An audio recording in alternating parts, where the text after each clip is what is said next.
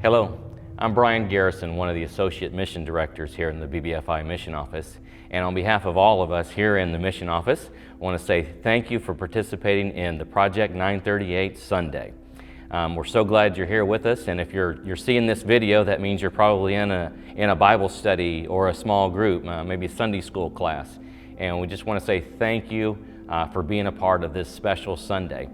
For some time now, we've been promoting the Project 938, which is based off of Jesus' prayer request in Matthew chapter 9, verses 35 through 38, where he said, "Pray to the Lord of the harvest that he would send forth more laborers into the fields that are white and ripe unto harvest." And for those of us here in the Mission Office, and for many of you who have heard about Project 938 and are participating, this literally has become a lifestyle for us. So for myself, every morning at 9:38, my alarm goes off, and I stop and take just a moment to pray. If I'm in my office and someone's in there with me, we'll stop and pray together. If we as directors are meeting together somewhere, we'll all stop and pray together to the Lord of the harvest that he would send forth more laborers into the mission fields. My family, we had the opportunity and the privilege of being BBFI missionaries for 11 years in the country of Peru, South America. We headquartered our ministry in Lima, the capital. And right in the middle of the city, there is a large hill that is actually the highest point. At the top of the hill, it's the highest point in all of Lima. It's called San Cristobal, and it's a sight to behold. But first, you got to take the trek up, and it's a windy road up to the top of the hill. And for those that are brave enough to look out the bus and look over the cliff, it's quite an experience, like a roller coaster ride going up to the top of the hill. And once you get there, there's a large statue of Jesus up there. And then for those that are brave enough to go down to a little landing point and look over the cliff of the hill, the high point, it's a sight to behold. And you look down and you see almost a 360-degree view of the city of Lima. We would take anyone that visited us, groups that came on mission trips, we would always take them up there so that they could take it all in. And without fail, every time that I went up to the top of San Cristobal, I was moved in my heart and many times to tears, because you could see literally millions upon millions of people, houses stacked one on top of the other, and you knew without a doubt that the majority of them were lost and on their way to hell. Because they didn't know Christ. And it always moved us with compassion.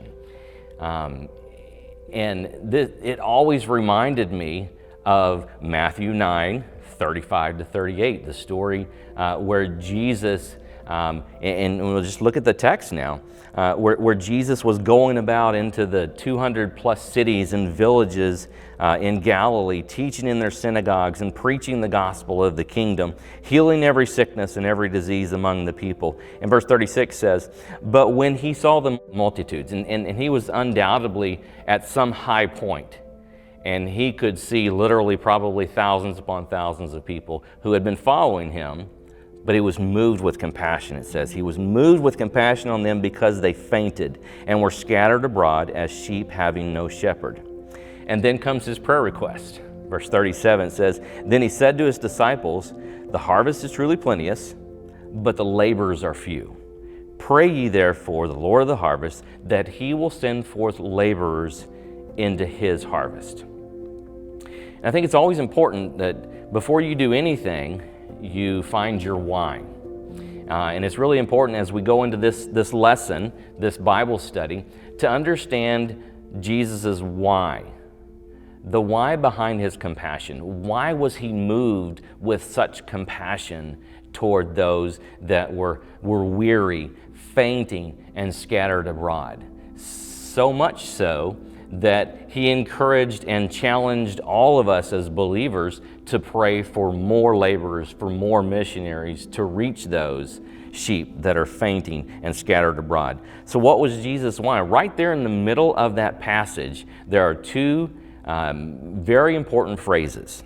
First of all, because he was moved with compassion because he saw that they fainted and they were scattered abroad.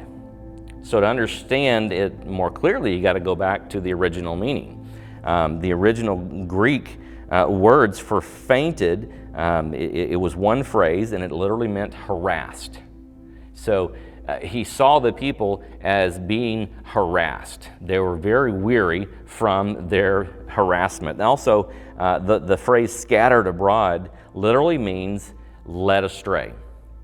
So what was Jesus? Why was he moved with such compassion? Because he saw sheep, literally, that had been harassed and led astray from the truth. And that's something that always hit me when I was on the top of San Cristobal, looking down at a predominantly Catholic city. And I knew without a doubt that the majority of those people living in those houses had been harassed and led astray by false religious leaders, by a false religious system that could not get them to a right relationship with God. And it moved me with compassion every time I thought about that. And this is exactly why Jesus was moved with compassion, because he saw them as sheep that had been harassed and led astray.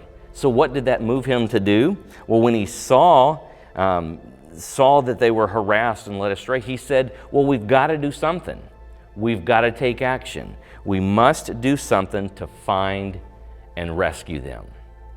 And that is what moved him to make his prayer request to us, so that we would pray to the Lord of the harvest, more laborers would go and reach those who are harassed and led astray.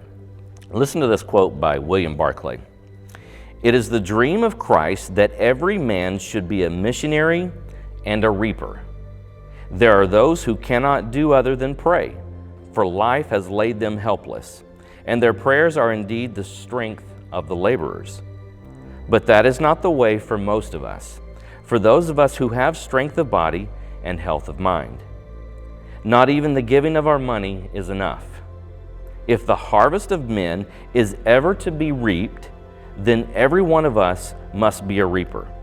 For there is someone whom each one of us could and must bring to God." Powerful words, powerful words.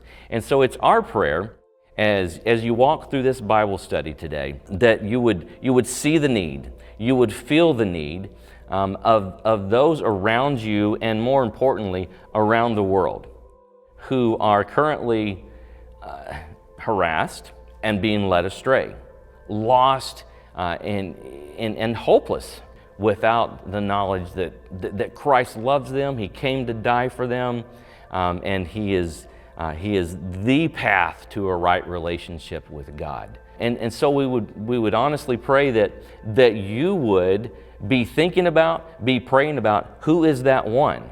Who is that one that God has put into your path that you know is lost? And also that you would heed the words of Christ, that you would not only pray, but maybe God is touching your heart about going.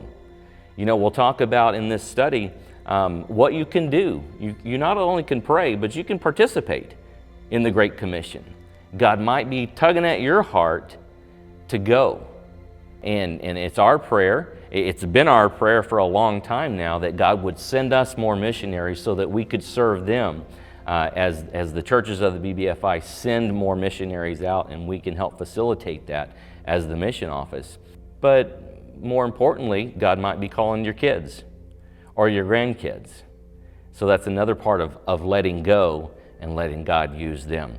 And so wherever you find yourself today, we humbly ask that you would heed the words of Christ here in Matthew 9:38, that you would begin praying that God would not only call more, but that those who hear the call would heed the call and obey the call and participate in that call.